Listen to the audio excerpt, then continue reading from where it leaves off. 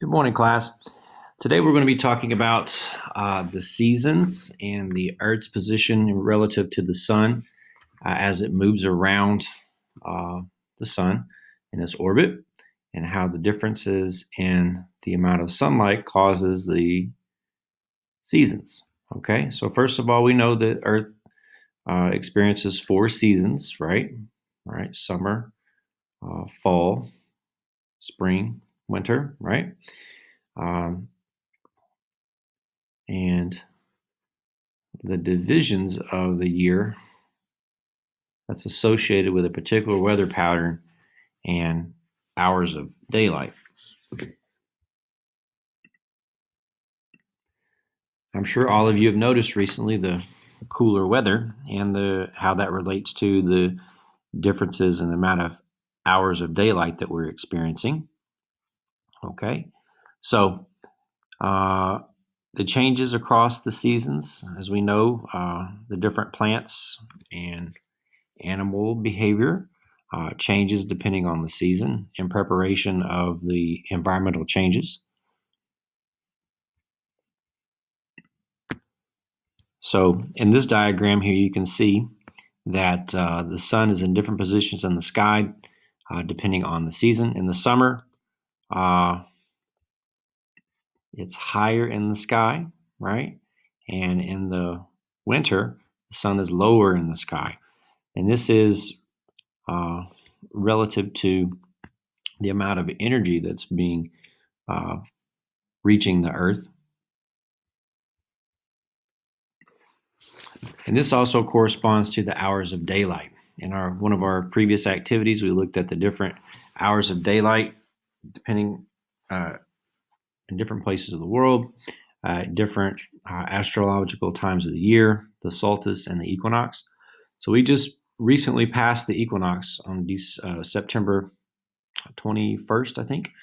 And now that we passed the fall equinox, we are experiencing a decline in hours of daylight.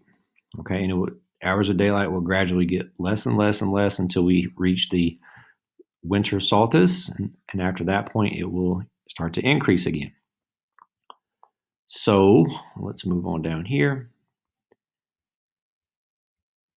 Now, the main reason why we have this different seasons is basically due to the amount of energy that we're receiving from the sun.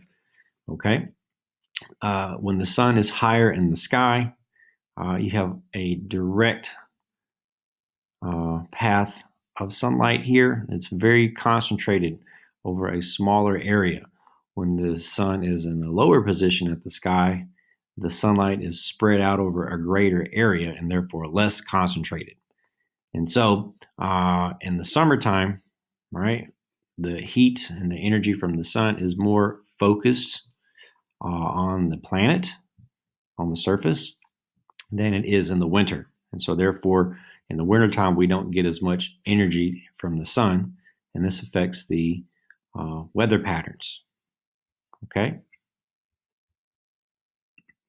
So if you look at this diagram, when you look at the globe, and it's not tilted on the axis in this diagram, which isn't accurate, but nonetheless, for this purposes, you can see that in the equator regions, this is like during the equinox period.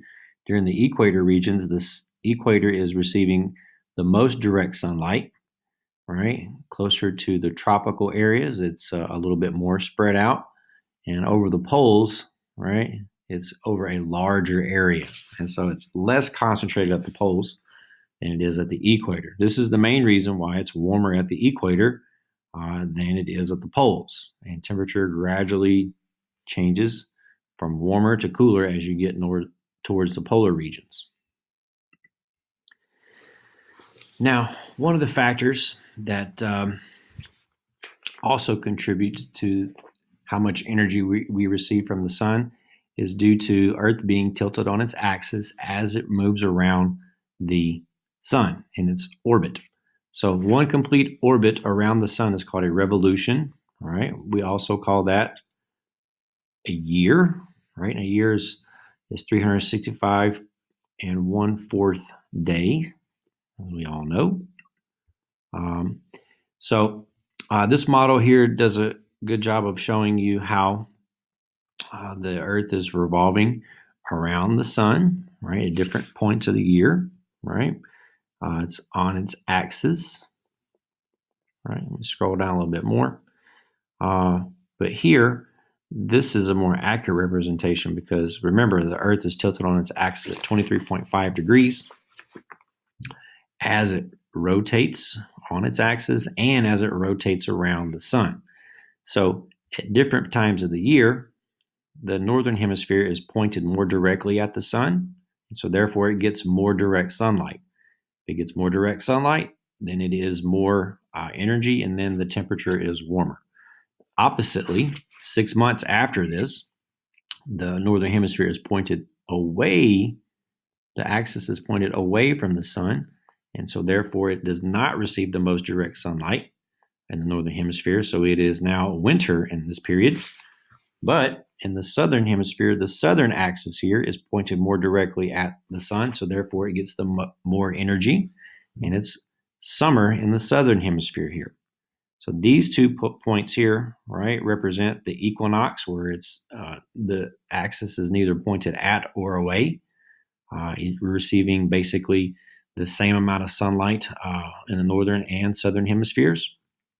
So these are the spring and fall seasons. Okay, here's a nice little lab. We were going to do something similar to this in school.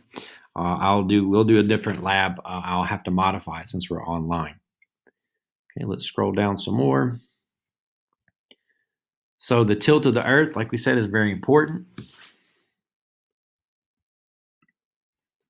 Okay, because it directly relates to how much energy the Earth is receiving from the sun. This tilt is very important because the tilt never changes. All right, because the Earth is moving around the sun, right? It can be either pointed towards or away from the sun at different points at the time of the year. So we'll scroll down here and look at this particular animation here. This is really good that shows us how this works. Let's watch this real quick. Earth revolves around the sun in a tilted position. Because of Earth's tilt, the amount of sunlight reaching any particular area varies from one season to the next. For example, in July, the northern hemisphere receives the most sunlight. 6 months later, Earth has made half a revolution around the sun, and the northern hemisphere receives less sunlight. All right, so that animation does a really good job of explaining that, and you can see how that works. So last but not least, here's in this model here, you can see it all put together in terms of the months of the year, right? So in September, in October, we're in October now. You can see we're transitioning from fall to winter, right? We just passed the fall equinox. And now we're approaching the winter solstice, okay? So gradually from this point on, we're going to be receiving less and less amount of sunlight on the northern hemisphere. All right, once we get to the winter solstice, it will start to gradually increase a little bit more. And also the daylight hours will increase a little bit more after December. And now this is the first day of spring, right? The first day of spring is when we reach the equinox. And from this point here, after this point, there will be more hours of daylight than there are hours of darkness. Okay. And so just to summarize what we learned here, the effect of Earth's tilt on the hours of daylight, right, and the hours of the amount of energy that we're receiving from the sun is very important, and that's what causes the seasons. Okay, here we can put this little diagram here. As you can see, the hours of daylight in the northern hemisphere, you have at the poles, you have basically 24 hours of daylight, right? And at the southern, you have 0, right? At the equator, you have approximately what? 12 hours of daylight. In the northern hemisphere here, at the tropical line, you have about 15. And the other tropical line, you have about 9 hours of daylight. Okay? So that's pretty much that section there. Please read over this carefully. And next class, we will do an activity where we can do a little lab activity with the poles and how much energy is reaching from the sun. Okay? Good day.